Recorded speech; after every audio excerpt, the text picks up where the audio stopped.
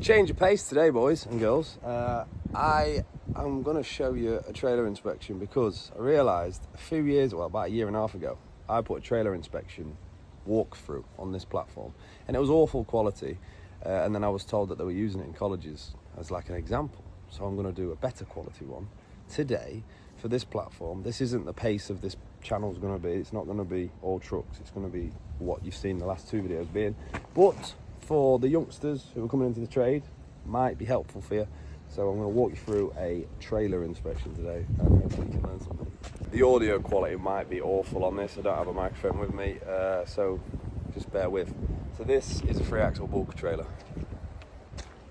What you need to know about these, everything's different. This basically tips and ejects slow from the rear.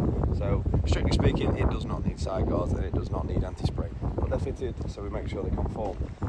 They don't actually conform because the planks are too close together, because there's a toolbox in the way, we can get away with it. But as I say, it doesn't actually need them on this. First job, what I'm going to do is commandeer this wagon, couple up to it.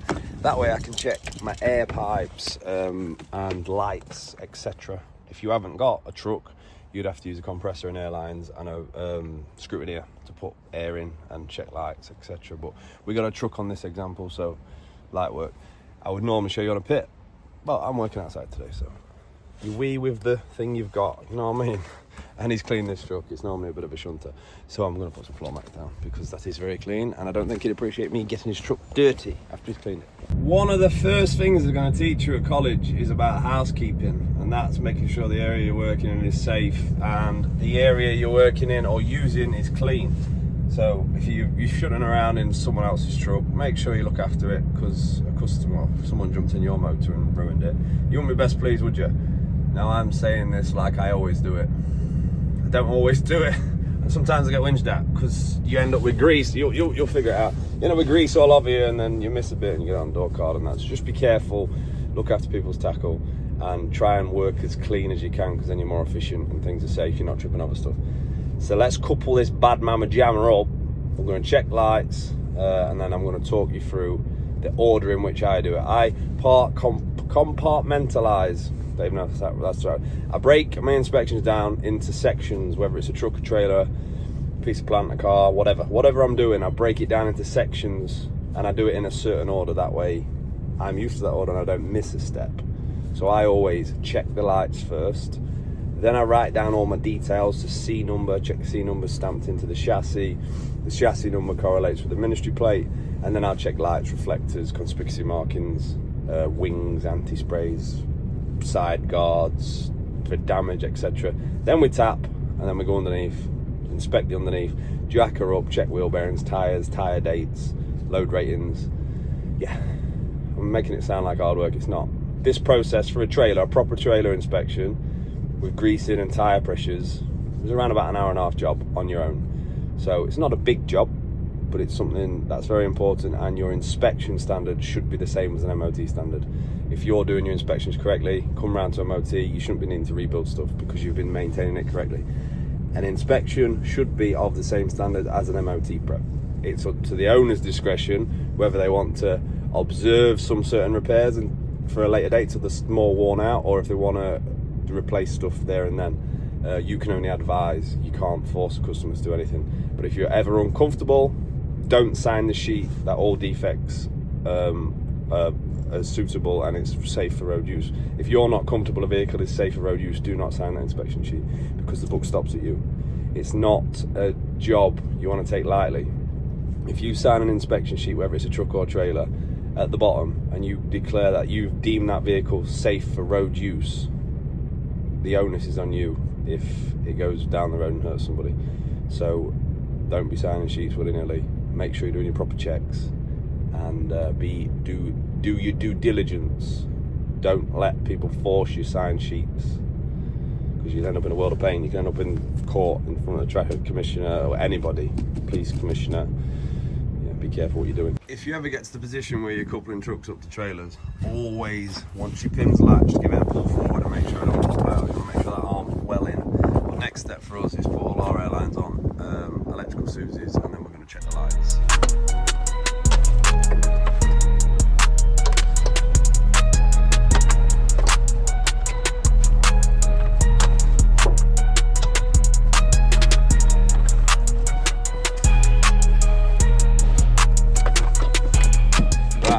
waiting to back up. We're going to hop back in, we're going to fire it up, make sure the ABS light comes on and goes back off.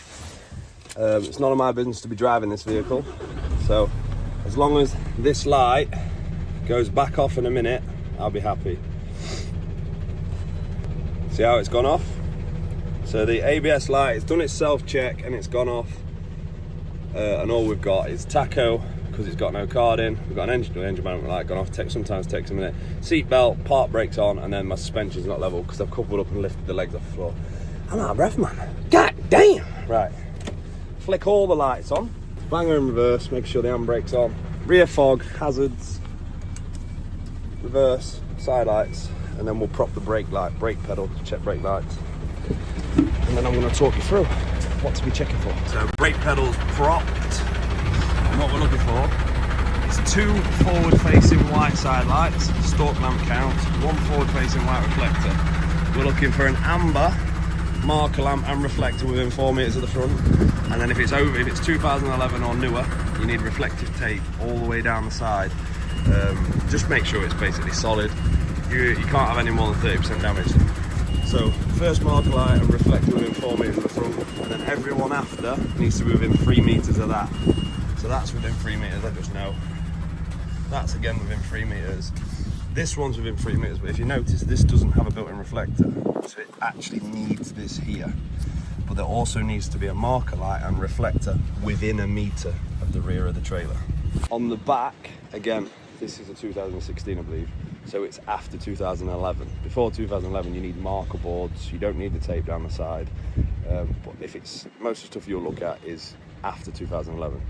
So you need the rear reflective tape across the back, full width. Again, ideally undamaged. You're allowed, well, the side, we're not going to get into numbers, but because it will just confuse you, it's too much. So a solid red reflective tape across the back, yeah? Again, this is a trailer, which is probably going to be the most part of your work to start with. You need triangle reflectors. You need an outline marker lamp, whether it's at the top or a stalk light. So you need 2 side lights either side. We've actually got 4. We'll have one there, and that. One there, and that. We've got our triangle reflectors. We've got a rear reflective tape. We've got an underrun bar, which isn't actually necessary on this because it's a tipper. We've got a number plate light. We've got reverse lights, 4 of them. We've got hazard lights. We've got brake lights, and we've got fog lights. So we can't actually see the side lights here because we've got fog and brake on. So we need to switch them back off in a minute. Reverse is timed out, it does that. And check our side lights. But we're also going to walk up this side, checking that reflective tape again.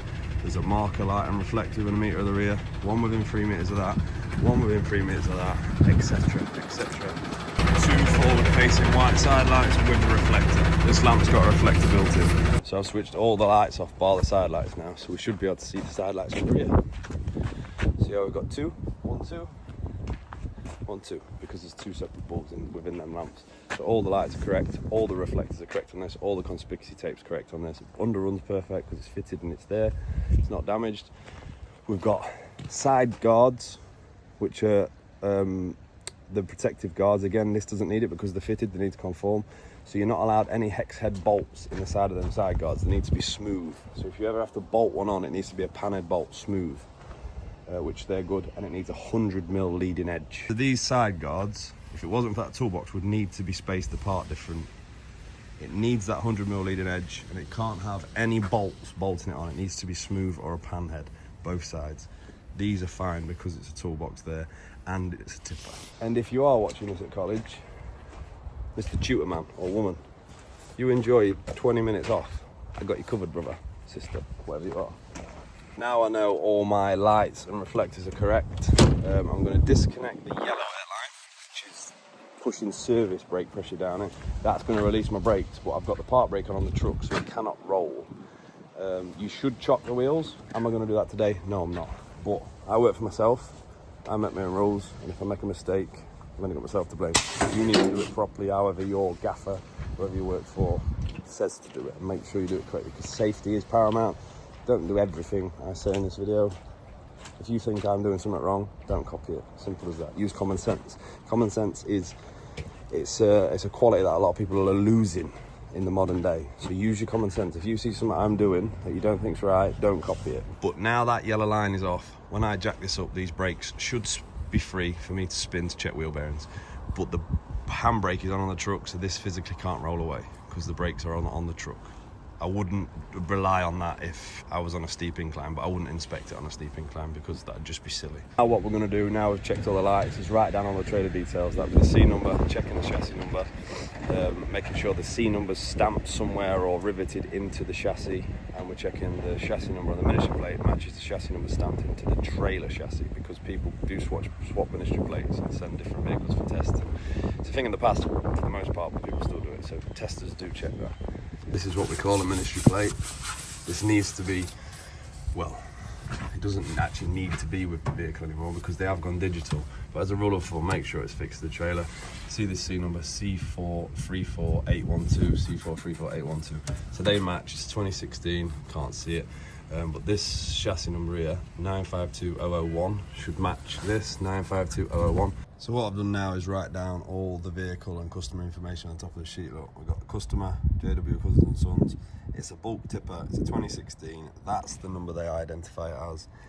The make is a through off, and that's the C number stamped into the chassis plate and on the ministry plate. That's how, if they ever get an inspection through DVSA, this will correlate to their maintenance schedule, because they need this inspecting every 6 weeks. And if they don't have the paperwork, it never happened. Whether it was done or not, if the paperwork doesn't exist, it never happened in their eyes. So the paperwork is very important. The next step I do is a tyre plot.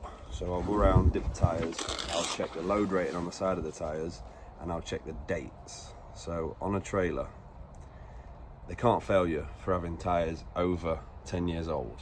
If it's basically, if it's a stair, the trailer needs to be 10 years old or newer. If it's 11 years old or 10 years and a week old, it'll fail an MOT, it's no good, it's scrap. If it's 50% forward of the centre of the chassis, it can't be older than 10 years old. That's the way I understand it. But this is a trailer, so if it had a 20-year-old tyre on it, that would be irresponsible, but they'd only advise it, they couldn't fail it. I'm hoping the audio is not terrible. But yeah, we're going to check dates, we're going to check load ratings, because these are 8-ton axles. You can see that on the ministry plate, it says axle weight's 8 ton. I know these are 8-ton axles, I've done millions of these. Not quite millions, but I would say in the thousands of inspections at this stage.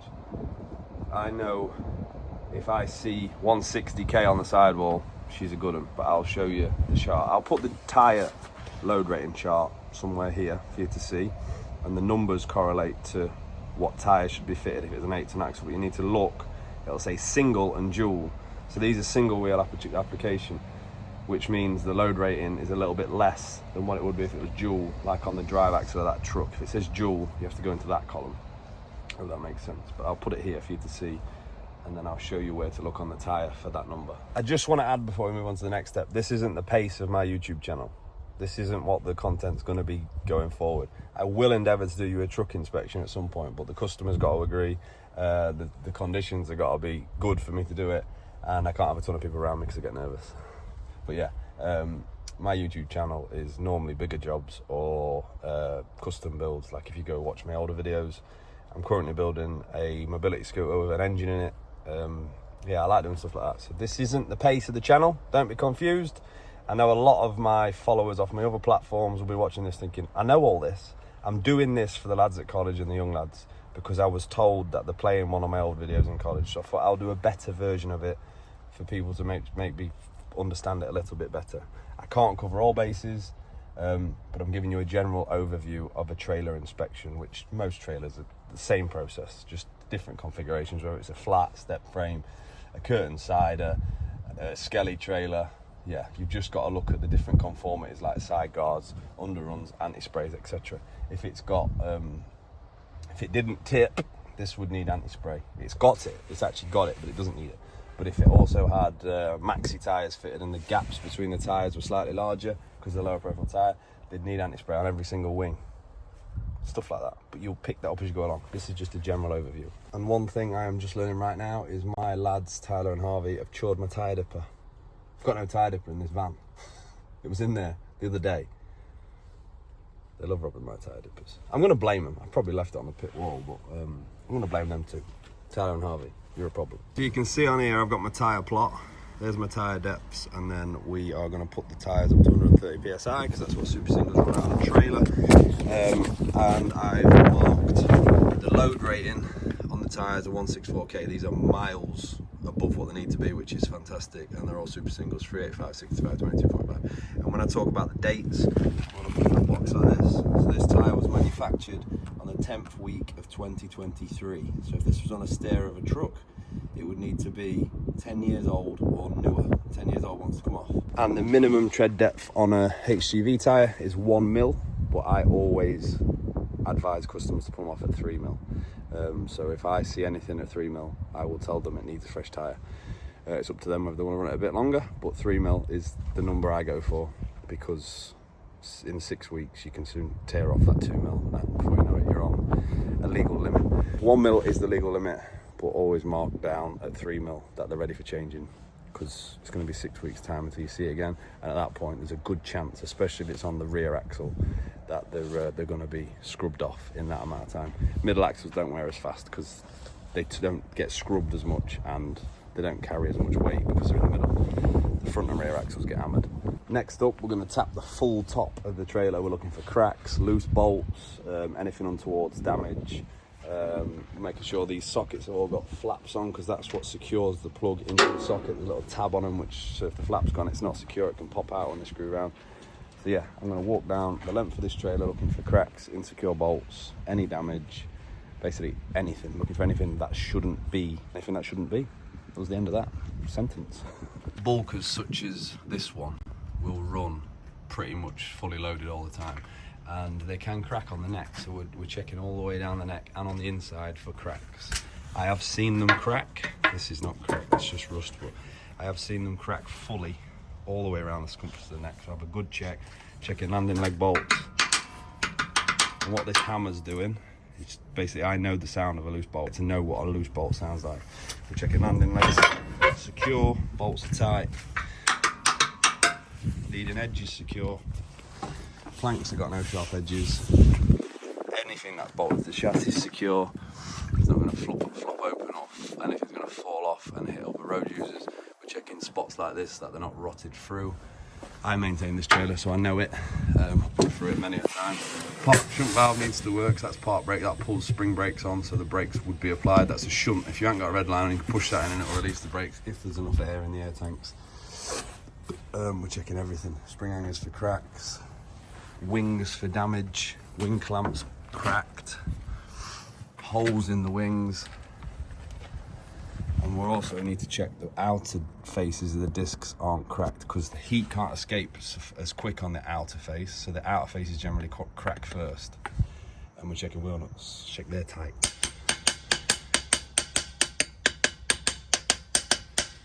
They're all tight. I just know the noise.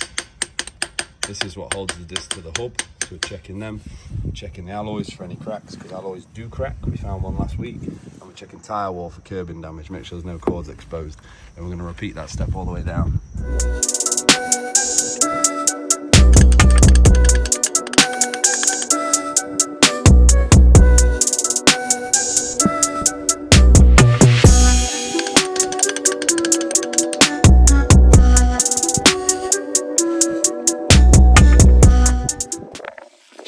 Rear tipping bar, bolts are tight and there's no cracks around that because there's a lot of load around that area. These lights come loose on throw-offs because these bolts back out. So checking them bolts are tight, bumper bar bolts are tight, number plate carrier is not damaged, lamps aren't damaged, bumper bar's not insecure. I've already sprayed all the twist locks. This is a more serviceable service item than inspection, but yeah, I grease everything. There's grease nipples up there, which we'll grease at the end. I'll not show that because that's boring. Yeah, we're checking lamps for damage. Anything untowards, and I'm going to repeat the same on the other side. Tapping everything, checking for cracks. If I find anything, I'll show you. But yeah, basically just going to repeat that on this side, and then we go underneath.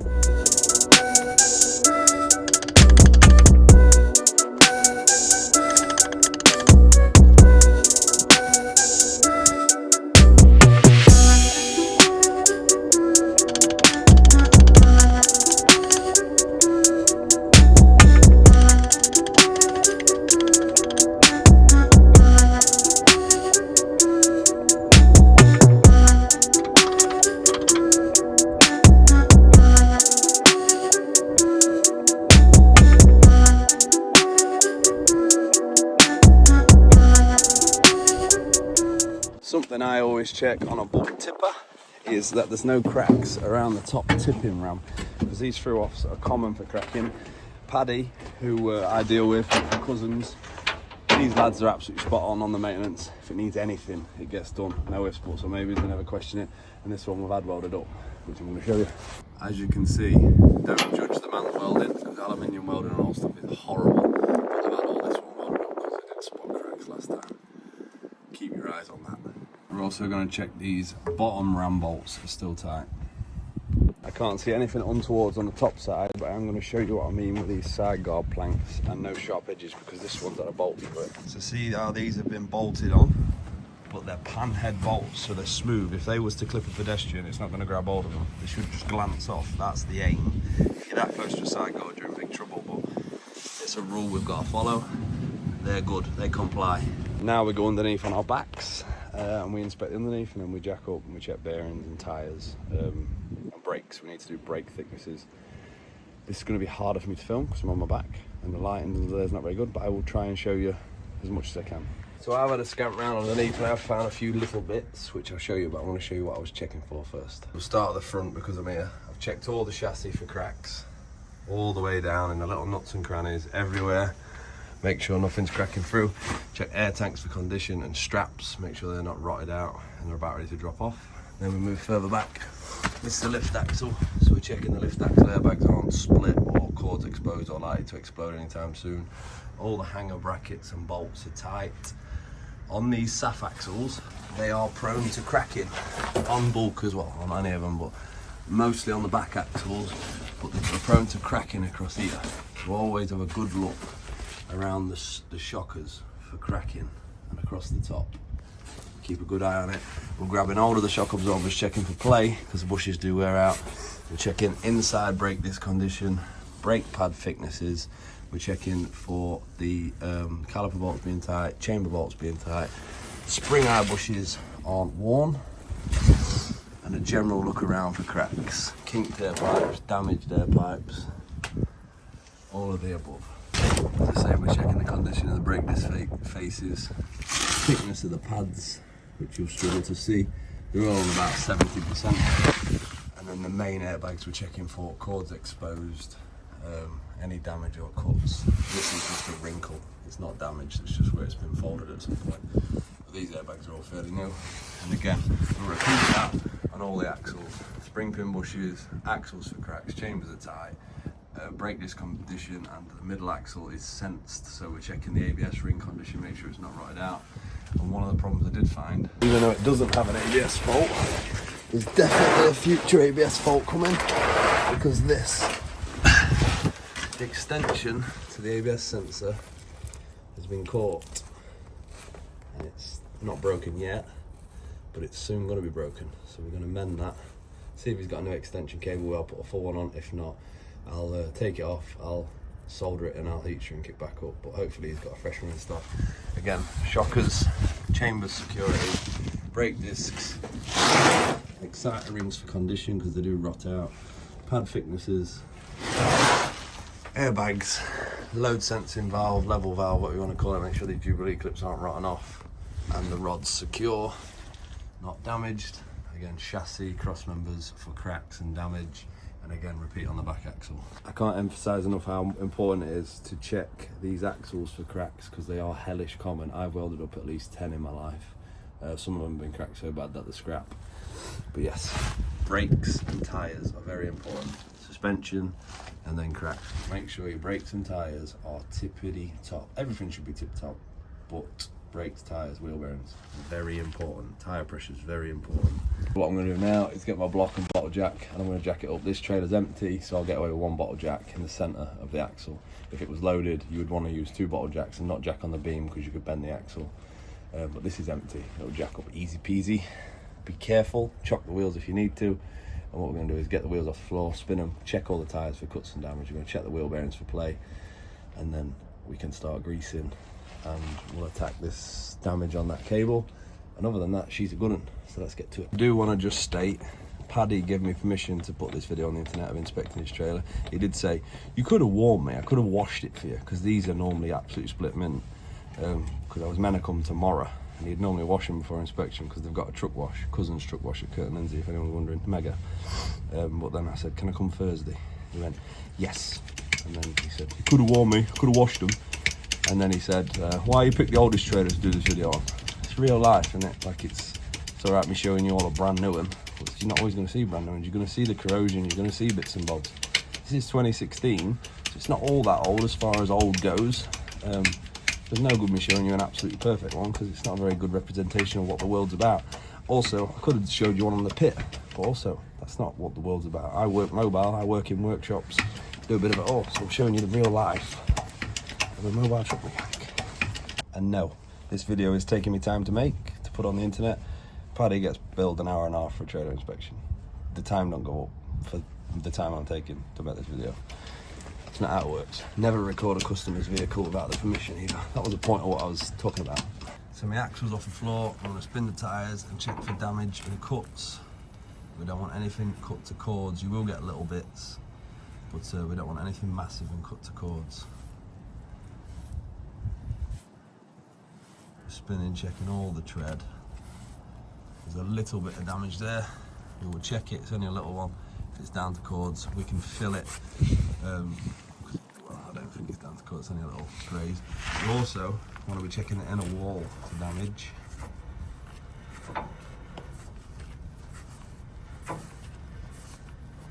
So plenty good enough wheel bearing check for me. Grab the top, foot on the bottom, give it a pull and push. If you feel any knocking, we've got a problem.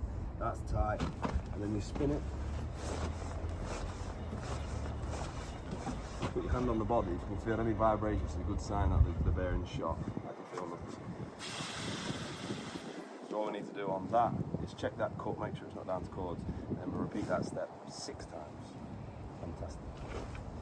Just want to state, I do not advise you pick cuts at all. This is at my risk. I'm going to pick at this cut, but there is a risk the tire could explode in your face, so don't do it. If you find a cut, ask your gaffer and say, do you want to check this, or are we putting a fresh tyre on? Don't put yourself at any risk. There's no reason to be alarmed by that. Now we repeat 6 times. That's all the inspection bit done. There was this little cut in that one, which I filled with some tyre fill because it wasn't very deep. Yeah, we jacked up, so now I've just got to grease it, and then I'll take it up to that top workshop where there's a compressor and an airline. We'll do the tyre pressures. I'll probably do that after I've done the other one. I'm not sure the other one. Same thing, it's literally the same trailer. Just a different number on it, I think, on the front.